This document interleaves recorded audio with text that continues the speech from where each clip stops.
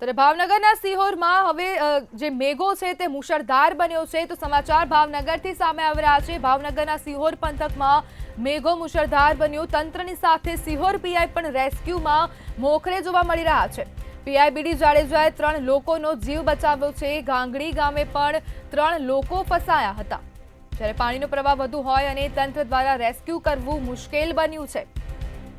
ત્યારે હવે રેસ્ક્યુ ટીમની સાથે સાથે પીઆઈ જાડેજાએ પણ લોકોની જીવ બચાવવા માટે હવે મેદાને ઉતર્યા છે। પાણીના ધસમસતા પ્રવાહમાં પીઆઈ દ્વારા હવે રેસ્ક્યુ કરવામાં આવી રહ્યું છે। ત્યારે આપ સ્ક્રીન પર આ દ્રશ્યો જોઈ શકો છો, જે સાથે રેસ્ક્યુ ટીમ અને પીઆઈ દ્વારા પણ લોકોનો જીવ બચાવવા માટે હવે રેસ્ક્યુ કરવામાં આવી રહ્યું છે। અને ભાવનગરના સિહોર પંથકમાં મેઘો મુશળધાર બન્યું। તંત્રની સાથે સિહોર પીઆઈ પણ રેસ્ક્યુમાં મોખરે જોવા મળી રહ્યા છે। પીઆઈ બીડી જાડેજાએ 3 લોકોના જીવ બચાવ્યા। ગાંગડી ગામે પાણીમાં 3 લોકો ફસાયા હતા। ત્યારે પાણીનો પ્રવાહ વધુ હોવાથી તંત્ર દ્વારા રેસ્ક્યુ કરવું મુશ્કેલ બન્યું છે।